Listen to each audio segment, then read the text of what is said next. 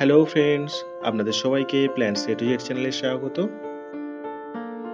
খুব অল্প যত্ন এবং অল্প খাবার পেলেই এই গাছটি খুব দ্রুত বেড়ে ওঠে।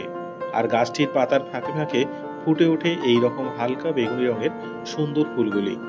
আর পাপড়িগুলোর ওপর আঁকা বাঁকা দাগগুলো দেখে মনে হয় কেউ যেন তুলি দিয়ে এঁকে দিয়েছে খুব যত্ন করে।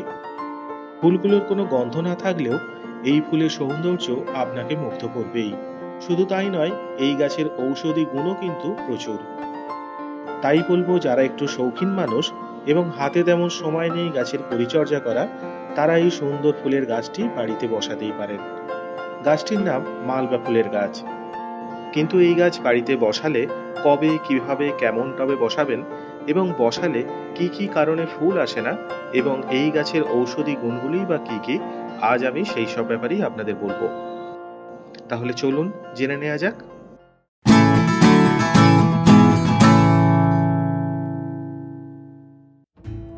আমি এই দুটো গাছ নার্সারি থেকে কিনে নিয়ে এসে ডিসেম্বরে বসিয়েছিলাম। আপনারা যখন এই গাছের চারা আনবেন, পরের বছর চেষ্টা করবেন অক্টোবরের শেষে অথবা নভেম্বরের শুরুতেই আনার। তাহলে জানুয়ারির শুরুতেই ফুল পেয়ে যাবেন। আর এই গাছটি প্লাস্টিকের টব হোক বা মাটির টব, যে কোনো টবেই বেশ ভালো হয় দেখেছি। তবে 8 থেকে 10 ইঞ্চির টবে বসাবেন। তাহলে গাছের বৃদ্ধি যেমন ভালো হয়, তেমন ফুলও বেশ ভালো পাওয়া যায় গাছগুলো থেকে। আমি প্রথমে এই দুটো গাছ 6 ইঞ্চির টবে বসিয়েছিলাম, কিন্তু পরে এই দুটো টবে আলাদাভাবে দুটো গাছকে রিপোর্টিং করে দিই। তাই বেশি পরিমাণে এবং বেশি দিন অবধি ফুল পেতে এই গাছের চারা সঠিক সময়ে রোপণ করবেন আপনারা। এই গাছকে সারাদিন যতক্ষণ রোদে রাখা সম্ভব রোদে রাখবেন। সূর্যের আলো যত পাবে এই গাছে তত দেখবেন নতুন পাতা বেরোতে শুরু করবে, আর বাড়বেও খুব দ্রুত। তাই এই গাছকে খোলা জায়গায় রাখবেন। সারাদিন রোদে রাখলে যে কোনো গাছের টবের মাটি শুকিয়ে যাবে প্রতিদিন, কিন্তু এই গাছকে রোদে রাখাটাও খুব দরকার। তাই এই গাছের জন্য মাটি এমনভাবে বানাবেন যেন মাটি বেশিক্ষণ ভিজে থাকে, কারণ টবের মাটি শুকনো হয়ে গেলে পাতাগুলো একটুতেই নুয়ে পড়ে, আর তখন রোদের তাপ সহ্য করতে না পেরে পাতাগুলো হলুদ হয়ে পুড়ে যায়। তাই মাটি বানাতে 40% মাটি, 40% কম্পোস্ট আর 20% কোকোপিট নেবেন। এতে মাটি যেমন আলগাও হবে, তেমন মাটিতে ময়েশ্চারটাও ঠিক মতো থাকবে। এই গাছে প্রতি সপ্তাহে খোল জল ছাড়া আর কিছু তেমন দরকার পড়ে না। তবে কুঁড়ি এসে গেলে খোল জল দেওয়াটা 2 সপ্তাহে একবার করে দেবেন, কারণ খোল জলে বেশি আছে নাইট্রোজেন, যেটা গাছের বৃদ্ধিতে সাহায্য করে। তাই অনেক সময় দেখা যায় গাছ বড় হয়ে যাচ্ছে, প্রচুর বড় বড় পাতা এসেছে গাছে, কিন্তু ফুলের দেখা নেই। তাই খোল জল দেওয়াটা কমিয়ে তখন দেবেন প্রতি সপ্তাহে একটা 8 থেকে 10 ইঞ্চির টব হিসাবে 1 থেকে 2 গ্রাম লাল পটাশ, সাথে 8 থেকে 10টা করে ডিএপি দানা।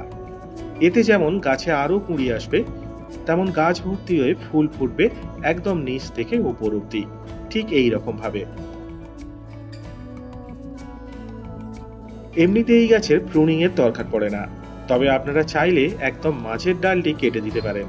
এতে আরো নতুন ডাল তার চারপাশ দিয়ে বেরিয়ে আসবে আর গাছটিকে ঝোপালো করে তুলবে আরো। তবে এটা যদি আপনারা গাছ অক্টোবর অথবা নভেম্বরে বসান তবেই করবেন, না হলে ফুল আসতে আবার লেট হয়ে যাবে গাছে।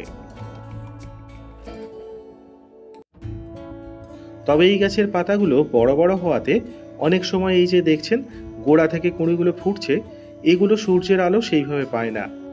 তাই অনেক সময় কুঁড়িগুলো ফুটতে সময় নেয় এবং বেশি কুঁড়িও আসে না। তাই মাঝে মাঝে পুরানো বড় পাতাগুলো কেটে দেবেন এইভাবে গোড়া থেকে। এর ফলে যে কুঁড়িগুলো ফুটছিল না সেগুলো যেমন ফুটে উঠবে অল্প দিনে, তেমন নতুন আরো কুঁড়ি আসবে গাছের ডালগুলি থেকে। এই গাছে পোকামাকড়ের উৎপাত তেমন একটা হয় না বললেই চলে। আমার এই দুটো গাছে কোনো পোকামাকড়ের আক্রমণও হতে দেখিনি। আপনারা চাইলে নিম অয়েল প্রতি মাসে একবার করে স্প্রে করতে পারেন, এছাড়া আর কিছু দরকার পড়ে না। মালবা গাছের পাতা এবং ফুল মেনলি মেডিসিনাল পারপাসে ইউজ হয়ে থাকে। এই গাছের পাতা এবং ফুল সর্দি, কাশি, গলার সমস্যা, বিশেষ করে ব্রঙ্কাইটিসের জন্য ভীষণ উপকারী। এই গাছের পাতা এবং ফুলে আছে ফ্ল্যাভোনয়েডস, ফেনোলিক অ্যাসিড এবং মিউসিলেজ। তাই পাতার চা বানিয়ে খেলে ঠান্ডা লেগে যদি গলায় কোনো অস্বস্তি হয়, বা ব্যথা করে তাহলে সেটা খুব দ্রুত উপশম হয়। এছাড়াও যদি কারো কোথাও কেটে যায় অথবা ছড়ে যায় তাহলেও এই গাছের পাতা থেতো করে সেখানে দিলে খুব ভালো কাজ হয়, যেমন আমরা গাঁদা গাছের পাতা দিয়ে থাকি। এছাড়াও পাকস্থলী এবং মূত্রথলির জন্য এই গাছের ফুল এবং পাতা বিশেষভাবে উপকারী। তাই এই ঔষধি গুণসম্পন্ন সুন্দর ফুলের গাছটি আপনারাও বাড়িতে টবে বসান, আর আপনার ফুলের বাগান হয়ে উঠুক আরো রঙিন। তাহলে আজ ভিডিওটি এখানেই শেষ করছি। সকলে ভালো থাকবেন, সুস্থ থাকবেন। আর যদি ভিডিওটি ভালো লেগে থাকে তাহলে please like, comment, share and please subscribe my channel.